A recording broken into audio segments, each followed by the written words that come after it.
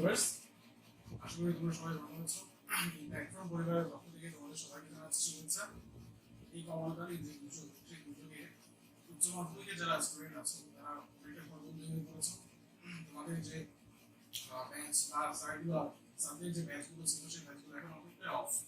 তো তোমাদের যে মানে পড়ালেখার যে একটা প্রভাব পড়ছে তা কাটিয়ে তোলার জন্য আমাদের কিছু বন্ধুরা আমরা একটা নতুন প্রজেক্ট হাতে নিয়েছি। আমরা উচ্চ মাধ্যমিকের যে সাবজেক্টগুলো আছে আমাদের যতটুকু সম্ভব আমরা চেষ্টা করবো মানে আমাদেরকে সহায়তা করার জন্য। সো আমার পরিচয়টাকে দিইনি। আমার নাম হচ্ছে প্রিয়তোষ দে। আমি চট্টগ্রাম প্রকৌশল প্রযুক্তি বিশ্ববিদ্যালয়ের মেকাট্রনিক্স অ্যান্ড ইন্ডাস্ট্রিয়াল ইঞ্জিনিয়ারিং বিভাগের তৃতীয় বর্ষের ছাত্র। সো আমাদের সাথে মানে আমাদের এই প্রজেক্টের মধ্যে তোমার আরো কিছু তোমার বড় ভাইরা উপস্থিত থাকবেন, আমার সমসাময়িক বন্ধু। সো আজকে আমি পদার্থবিজ্ঞান প্রথম পত্র নিয়ে আলোচনা করবো। সো পদার্থবিজ্ঞান প্রথম পত্রে যে দ্বিতীয় অধ্যায়টা আছে, আজকে আমাদের প্রথম টপিকটা হচ্ছে দ্বিতীয় অধ্যায় নিয়ে আমরা আলোচনা করবো। দ্বিতীয় অধ্যায়ে ভেক্টর নামক যে চ্যাপ্টারটা আছে সেটাই আমরা আজকে শিখবো। সো ভেক্টর আমি যতটুকু পারি আমার পক্ষে যতটুকু সম্ভব ভেক্টরটা নিয়ে আলোচনা করার চেষ্টা করবো। আচ্ছা, তো আমাদের ভেক্টরটা আমরা কম বেশি সবাই পরিচিত। সো আমাদের ভেক্টর আলোচনা করার পূর্বে আমাদের পরিমাপ সম্পর্কে জানতে হবে। সো পরিমাপ মানে কি? যা পরিমাণ করা যায়। আমি পরিমাণ নির্ণয় করতে পারবো, তাকে বলা হচ্ছে তোমার পরিমাপ। সো এই পরিমাপে একটা খুব গুরুত্বপূর্ণ অংশ হচ্ছে রাশি। ঠিক আছে, রাশি মানে তোমার যা পরিমাপ করা যায়। ঠিক আছে, কোনো একটা বস্তুকে তুমি পরিমাপ করতে আছে, বস্তুর দৈর্ঘ্য একটা তোমার মানে হচ্ছে পরিমাপযোগ্য অংশ। ঠিক আছে, তার ভরটা একটা পরিমাপযোগ্য অংশ। এগুলো হচ্ছে রাশি।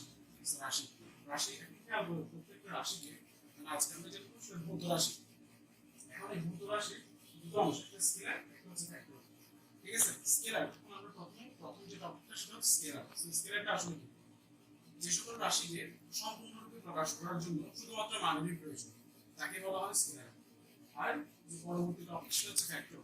ঠিক আছে, ভেক্টর মানে কি? যে সকল রাশিকে সম্পূর্ণরূপে প্রকাশ করার জন্য মান এবং দিক উভয়ের প্রয়োজন, তাকে বলা হবে তোমার কি? ভেক্টর রাশি। সো স্কেলার রাশি কি? স্কেলার রাশি কিছু উদাহরণ দিব। ধরো হচ্ছে কি দৈর্ঘ্য, ভর, গতি, তাপমাত্রা, এগুলো হচ্ছে তোমার কি? স্কেলার রাশি। আর ভেক্টর রাশি হচ্ছে কি? সরণ বেগ, ত্বরণ বল, তড়িৎ বিভব, এগুলো হবে তোমার কি? ভেক্টর রাশি। ঠিক আছে, যেমন দৈর্ঘ্য, আমি তো ধরি তোমার কোনো একটা বস্তুর দৈর্ঘ্য 5 সেন্টিমিটার হবে, তার প্রস্থ 5 সেন্টিমিটার হবে। সো এই সকল যে রাশিগুলো, সেই রাশিগুলো দেখে আমি মান দিয়ে প্রকাশ করতে পারছি, এর কোনো ডিরেকশনের প্রয়োজন নাই। সো দৈর্ঘ্য, তারপর হচ্ছে দ্রুতি, ঠিক আছে, তারপর হচ্ছে সময়, এগুলো জাস্ট মান দিয়ে প্রকাশ করা যায়। সকল রাশি শুধুমাত্র মান দিয়ে প্রকাশ করা সম্ভব। সো এটাকে বলা হয় তোমার স্কেলার রাশি। সব বিষয়গুলোকে বলা হয় স্কেলার রাশি। আর ভেক্টর রাশি বললাম কি? মান এবং দিক উভয়ের প্রয়োজন। যেমন তোমাকে বললাম, যেমন ধরো তোমার স্কুল বা তোমার কলেজ, আমার এই বাসা থেকে ধরো আমার নিউ মার্কেটের দূরত্ব হচ্ছে কি 5 কিলোমিটার। আমি বললাম যে আমার বাসা থেকে মানে হচ্ছে নিউ মার্কেট বা তোমার কলেজ, ধরো তুমি সিটি কলেজে পড়ো, সাইডেস আমি কিন্তু সিটি কলেজের উদাহরণ দিচ্ছি, বললাম না কলেজের স্টুডেন্টরা আমার কি বলবে স্যার সিটি কলেজের পক্ষে না? আসলে আমি উদাহরণ টানলাম। সিটি কলেজে যখন আমি বললাম যে আমার দিকে সিটি কলেজ, যখন ধরে নিলাম আমার দিকে সিটি কলেজের দূরত্ব 5 কিলোমিটার। তো এই সিটি কলেজ আমার বাসা থেকে মানে ট্রেনে উত্তর অবস্থিত। আমার বলতে আমার এখান থেকে বলতে হচ্ছে কি সিটি কলেজ আমার বাসা থেকে উত্তরে 5 কিলোমিটার দূরে অবস্থিত। সো এই আমার বাসা থেকে সিটি কলেজের যে তোমার ডিরেকশন দিলাম এবং মান দিলাম, এই পুরোটাকেই বলা হচ্ছে কি? এটাকে পুরোটাকে প্রকাশ করার জন্য মানও রাখছে, দিকও প্রয়োজন হচ্ছে। এটাকে বলা হবে কি? তোমার ভেক্টর রাশি। যেমন তাহলে সরণ, বেগ, ত্বরণ, বল, তড়িৎ বিভব। ঠিক আছে, আরো অনেক ধরনের তোমার রাশি আছে, এগুলো তো ভেক্টর রাশি হিসেবে পরিগণিত হয়। ঠিক আছে, এখন খেয়াল করো, আমরা ভেক্টর আমরা অনেক ধরনের ভেক্টর সম্পর্কে জানবো। সো এই ভেক্টরগুলো তালিকা লিখে করেছি। ঠিক আছে, তো এখানে বলা হচ্ছে কি আইডিয়া ভেক্টর, বল, একক ভেক্টর, নাল ভেক্টর, অবস্থান ভেক্টর, সরণ ভেক্টর। তো প্রত্যেকটা ভেক্টর নিয়ে আমি খুব হালকাভাবে ব্রিফ করছি এবং যতটুকু বা প্রয়োজন আর কি, পরীক্ষার যতটুকু প্রয়োজন হবে তা আমরা জানবো। আচ্ছা, আইডিয়া ভেক্টর আমরা 3D বা 3 ডাইমেনশনাল অক্ষ নিয়ে তো জানছি। 3D মানে কি? সহজ কথায় তিনটা অক্ষ। আমি একটু এগিয়ে দেখাই।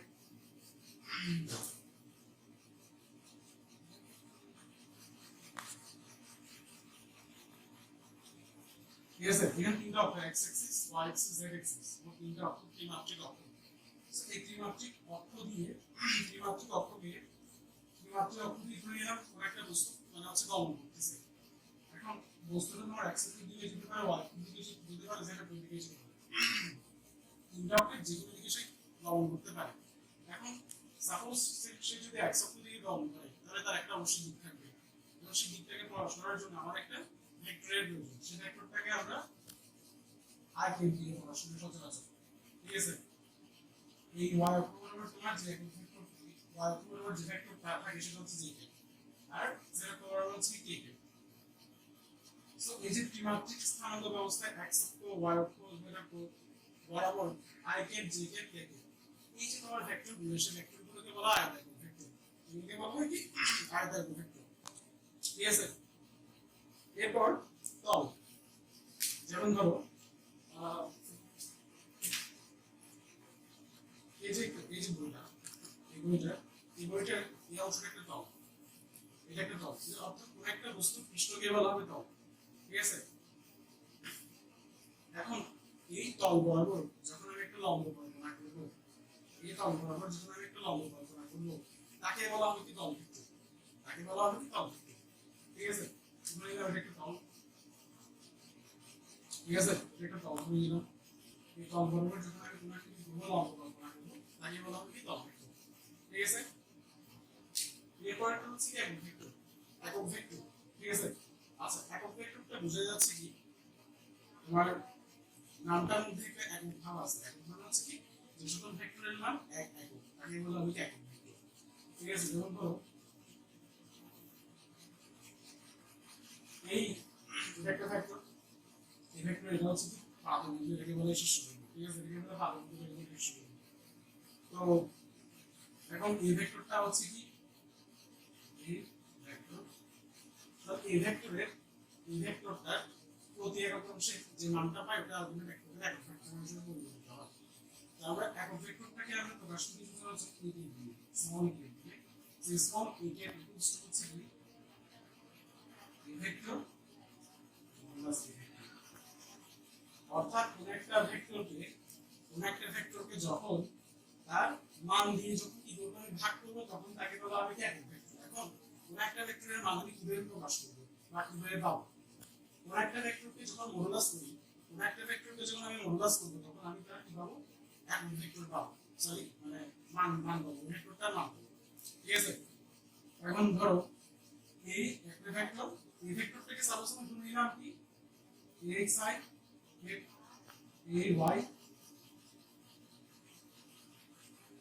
zk plus az tk এটা একটা ভেক্টর ধরে নিলাম axi কে plus ay zk plus az tk তো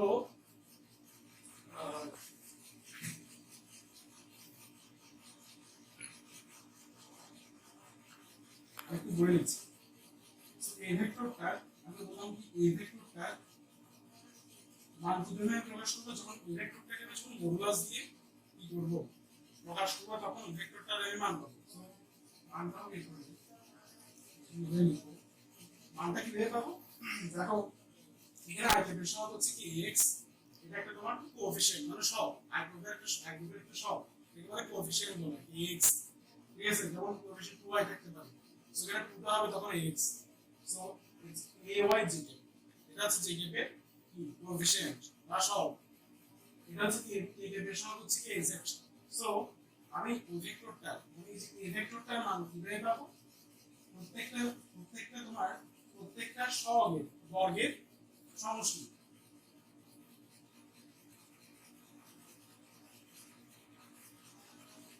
ঠিক আছে প্রত্যেকটা মান হচ্ছে সহগের বর্গের সমষ্টির বর্গমূলই হবে ওই ভেক্টরটির মান ঠিক আছে কোন একটা মানে যদি বলো কোন একটা ভেক্টরে কি করো কোন একটা ভেক্টরে মান নির্ণয় করো তাহলে মান যখন নির্ণয় করতে বলবে তখন আমরা কি করতে হবে ওই ভেক্টরটার যে একক ভেক্টর থাকলে সেই ভেক্টরগুলো সহগের বর্গের সমষ্টির বর্গমূল করলেই ওই ভেক্টরটা কি পাবো মান পেয়ে যাবে একটা एग्जांपल দিতে পারি আমরা एग्जांपलটা হচ্ছে এমন হয় তোমার কি বলে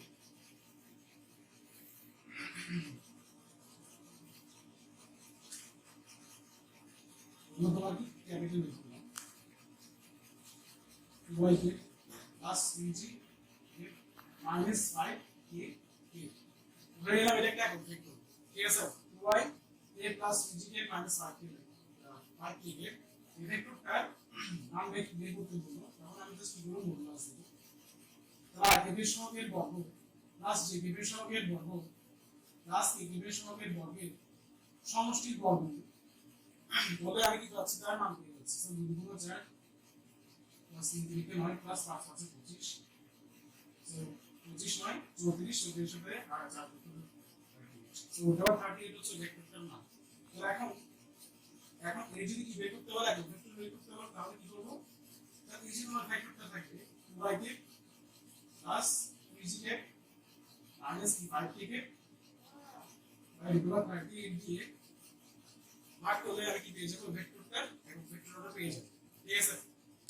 আচ্ছা এরপর আশা করি কোনো সমস্যা হচ্ছে না, বা যদি সমস্যা থাকে এই ব্যাপারে তোমরা কমেন্ট বক্সে তোমরা কি করে কমেন্ট করো, আমি কমেন্টে অবশ্যই রিপ্লাই দেওয়ার চেষ্টা করব। আচ্ছা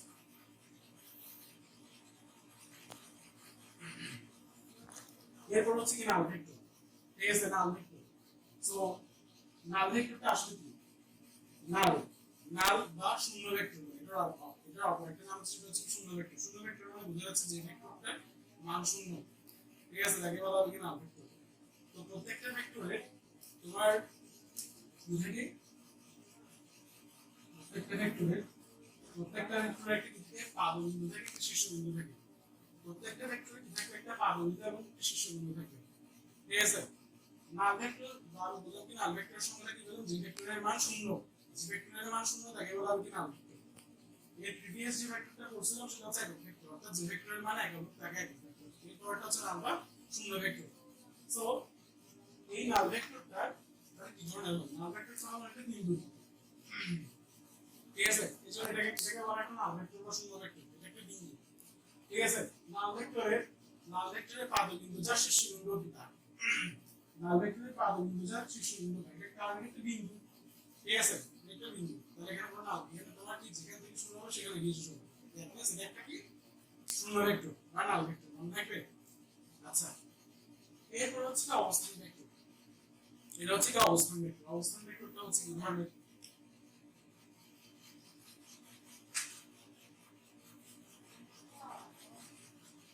আচ্ছা আমরা কম বেশি প্রসঙ্গ কাঠামোর মানে হচ্ছে কি পরিচিত। প্রসঙ্গ কাঠামোটা আসলে কি, মানে হচ্ছে কি কোনো একটা বস্তুর সাপেক্ষে বা কোনো একটা অবস্থানের সাপেক্ষে কোনো একটা বিন্দুর দূরত্বটা আমরা নির্ণয় করার জন্য একটা কাঠামোকে স্থিতি মেনে তাকে বলি আমরা প্রসঙ্গ কাঠামো। ঠিক আছে, তো এটা একটা প্রসঙ্গ কাঠামো করে দিলাম, এক্স এক্সিস ওয়াই এক্সিস কি মাত্র একটা অপরিকল্পনা করলাম।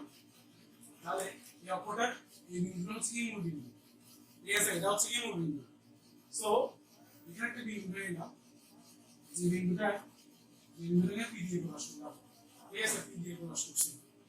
তাহলে প্রসঙ্গ কাঠামো সাপেক্ষে কোন বিন্দুর অবস্থানের দূরত্বকে ধরে নিলাম, এই প্রসঙ্গ কাঠামোর যে মূল বিন্দুটা আছে, প্রসঙ্গ কাঠামোর মূল বিন্দুর সাপেক্ষে কোন বিন্দুর যে অবস্থানের দূরত্ব, এই যে ভেক্টরটা প্রসঙ্গ কাঠামোর মূল বিন্দুর সাপেক্ষে কোন একটা বিন্দুর দূরত্ব কি, এখানে আছে পি, এখানে আছে পি। ঠিক আছে, তাহলে প্রসঙ্গ কাঠামোর মূল বিন্দুর সাপেক্ষে কোন বিন্দুর অবস্থানের দূরত্বটাকে বলা হয় প্রসঙ্গ, বলা হচ্ছে কি অবস্থান ভেক্টর। যেমন ভেক্টর হচ্ছে অবস্থান ভেক্টর। ঠিক আছে, ভেক্টর হচ্ছে একটা অবস্থান ভেক্টর। ঠিক আছে, এখন খেয়াল করো, এখন এখানে ও একটা বিন্দু কি একটা বিন্দু, এখন তুমি তোমাকে যদি দুটো বিন্দু বলো, তুমি দুটো বিন্দুতে কিভাবে একটা অবস্থান ভেক্টর বের করবে, তার একটা সূত্র কিন্তু আছে, সেই সূত্রটা আমরা একটু জানবো। ধরে নিলাম এটা x1 y1, এটা x2 y2, বিন্দুটা হচ্ছে x2 y2। ঠিক আছে, তাহলে আমি যদি ভেক্টরটা বলা হচ্ছে কি বের করতে যদি চাই তাহলে কিভাবে বের করব, তাহলে সূত্রটা হচ্ছে কি x2 মাইনাস কি x1 y2, অর্থাৎ এই কি বিন্দুর যে তোমার কি আছে ভুজ আছে, ভুজ মানে x মানে ভুজ y মানে হচ্ছে কি কোটি। সো এই পি বিন্দুর x2 অর্থাৎ যে বিন্দু তোমার ভুজ থাকবে সেই বিন্দুর ভুজ থেকে প্রথম ভুজটা বের করতে হবে, অর্থাৎ x2 থেকে তোমাকে x1 বের করতে হবে। So x2 minus x1 i get plus y2 minus y1 j k, এটা হবে তোমার কি ওই বিন্দুটার কি হবে, ওই বিন্দুটার মানে হচ্ছে a ও b, এই দুটো বিন্দু তোমার কি সহজ কথায় অবস্থান ভেক্টর। আমাকে অবস্থান ভেক্টরটা এভাবে নিতে হবে। এখন তুমি বলতে পারো দাদা ভাইয়া মানে হচ্ছে কি এটা তো দ্বিমাত্রিক অক্ষ, যে দ্বিমাত্রিক অক্ষ হয় তখন কি হবে, দ্বিমাত্রিক মানে দুই ডাইমেনশন হবে, তখন কি হচ্ছে, তখন x1 y1 z1 থাকবে, তখন z1 অন্য একটা তোমার কি চলক চলে আসবে, আর কিছুই না, তখন জাস্ট কি হবে, তখন জাস্ট কি প্লাস এগুলো ঠিক থাকবে মানে হচ্ছে বুঝ মানে তো এবার বুঝতে এলাম তো তিনটা আগে বুঝতে এলাম তো তিনটা চেকে প্লাস এবার z2 মাইনাস z1 একে জাস্ট একটা এক্সট্রা অংশ যুক্ত হবে এটাই জাস্ট আর কোনো কিছু না তো আশা করি বুঝতে পারছো আচ্ছা এরপর আসে ব্যাসার্ধ ভেক্টর ব্যাসার্ধ ভেক্টরটা অনেকটা অবস্থান ভেক্টরের মতো হ্যাঁ অবস্থান ভেক্টরের মতো আচ্ছা সরণ ভেক্টরটা আমরা দেখব কিন্তু প্রথমটা আমরা ব্যাসার্ধ ভেক্টরটা কারণ হচ্ছে কি অবস্থান ভেক্টর আর ব্যাসার্ধ ভেক্টর প্রায় সেম ঠিক আছে তো ব্যাসার্ধ ভেক্টর হচ্ছে কি তোমার কোনো একটা বিন্দু সাপেক্ষে ঠিক আছে এটা একটা বৃত্তের মধ্যে তোমার কল্পনা করতে পারো বৃত্তের যে কেন্দ্র ঠিক আছে কেন্দ্রটা আমরা কেন্দ্র থেকে কোনো একটা বিন্দু কি করি দূরত্ব বা তার প্রসারণ হিসাব করি সো কোনো একটা বিন্দু থেকে পিক্সেল মানে হচ্ছে অবস্থান ভেক্টর ব্যাসার্ধ ভেক্টর প্রায় সেম অর্থাৎ কোন বিন্দু থেকে তোমার কোনো বিন্দুর অবস্থানের দূরত্বটাকে বলা হবে অবস্থানটা কি ব্যাসার্ধ ভেক্টর ঠিক আছে আচ্ছা এরপর তুমি ইম্পর্টেন্ট সরণ ভেক্টর সরণ এটা একটা ভেক্টর আছে আমরা আগে থেকে জানি তো সরণ ভেক্টর মানে হচ্ছে কি কোনো নির্দিষ্ট দিকে যেমন ধরে নিলাম এই বিন্দু থেকে শুরু এই দিক থেকে এই যে একটা দিক এই পাশে মানে ধরে নিলাম পূর্ব দিকে ঠিক আছে এটা আমরা এখান থেকে পূর্ব দিকে ধরে লম্ব যখন তুমি এখান থেকে সার্কেল চলাচল শুরু করছো তুমি পূর্ব দিকে যাচ্ছ ঠিক আছে তাহলে কোন বিন্দু থেকে তোমার মানে কোনো নির্দিষ্ট দিকে কোনো একটা বস্তুর অবস্থানের পরিবর্তনকে বলা হচ্ছে কোনো একটা নির্দিষ্ট দিক থেকে কোনো একটা নির্দিষ্ট বিন্দু থেকে কোনো একটা অবস্থানের পরিবর্তনকে নির্দিষ্ট দিকে হতে হবে অবশ্যই নির্দিষ্ট দিকে হতে হবে তাকে বলা হবে কি তাকে বলা হবে সরণ ভেক্টর আচ্ছা সরণ ভেক্টরটা একটা দ্বিপরিধি হয়ে গেছে সরণ ভেক্টর ঠিক আছে কোনো নির্দিষ্ট দিকে কোনো বিন্দু অবস্থানের পরিবর্তনকে বলা হবে সরণ ভেক্টর আচ্ছা সদৃশ ভেক্টর ঠিক আছে সদৃশ ভেক্টরের জন্য আমি কি বললাম এখানে এই একটা ভেক্টর এই একটা ভেক্টর দুটো ভেক্টর আমরা কি করলাম রাখলাম আচ্ছা সদৃশ ভেক্টরের সংজ্ঞায় যাব আমরা সংজ্ঞাটা কি মানে হচ্ছে খেয়াল করো সমজাতীয় দুটো ভেক্টর রাশি যখন কি করবে একই দিকে লম্ব করবে আচ্ছা এখানে সমজাতীয় কথার অর্থ কি সমজাতীয় কথার অর্থ হচ্ছে যেমন ধরো এখানে যেমন ধরো আমি এখানে বললাম কি দুটো বল মানে একটা বল একটা বল অর্থাৎ এখানে তোমার দুটো ভেক্টর রাশি আমি কি বললাম লিখলাম এই দুটো ভেক্টর রাশি কি হতে হবে বল হলে বল হবে সরণ হলে সরণ হবে বুঝলেন এই ভেক্টরটা যদি বল হয় দুই ভেক্টরটা সরণ হতে পারবে না ঠিক আছে দুই ভেক্টরটা যদি সরণ হয় অবশ্যই এই ভেক্টরটা কি হতে হবে সরণ হতে হবে অথবা এই ভেক্টরটা যদি বল হয় দুই ভেক্টরটাকে অবশ্যই কি হতে হবে বল হতে হবে তাহলে কি তোমার সমযোজী তোমার কি দুটো ভেক্টর রাশি যখন একই দিকে গমন করবে তখন তাকে বলা হবে কি সরণ ভেক্টর ঠিক আছে আর সদৃশ মানে কি জাস্ট ডিরেকশনটা উল্টো হয়ে যাবে ডিরেকশনটা কি হবে উল্টো হবে ঠিক আছে রিভার্স ডিরেকশন রিভার্স তুমি ধরো তুমি যাচ্ছ পূর্ব দিকে তোমার ফিরে যাচ্ছে পশ্চিম দিকে তো এটা হবে তোমার কি ভীষণ ফ্রি থাকবে এখানে তোমার যে ভেক্টরটা কত হবে আচ্ছা সমতলের ভেক্টর সমতলের খুবই ইম্পর্টেন্ট সমতল বুঝে যাচ্ছে যখন একের অধিক ভেক্টর একটা তলে কি থাকবে অবস্থান করবে একের অধিক তোমার ভেক্টর যখন কি করবে একটা নির্দিষ্ট তলে অবস্থান করবে তখন তাকে বলা হবে কি সমতলের ভেক্টর ঠিক আছে তো আজকে আমরা ভেক্টরের একদম যে বেসিক যে বিষয়গুলো সেই বেসিক বিষয়গুলো নিয়ে আমরা আলোচনা করলাম তো নেক্সট দিন আমরা মানে যে তোমার কি লব্ধি এই ধরনের টপিক আছে এই চ্যাপ্টারটা আসলে অনেক ইন্টারেস্টিং খুবই মজার তো আমি অবশ্যই চেষ্টা করবো বেসিক শেষ করার পরে বেসিকের উপর ভিত্তি করে আমাদের হচ্ছে সম্পর্কিত যতগুলো ম্যাথ আছে সেই ম্যাথগুলো সলভ করা আজকে এতটুকুই রইল শুভ কামনা রইল তোমাদের জন্য ধন্যবাদ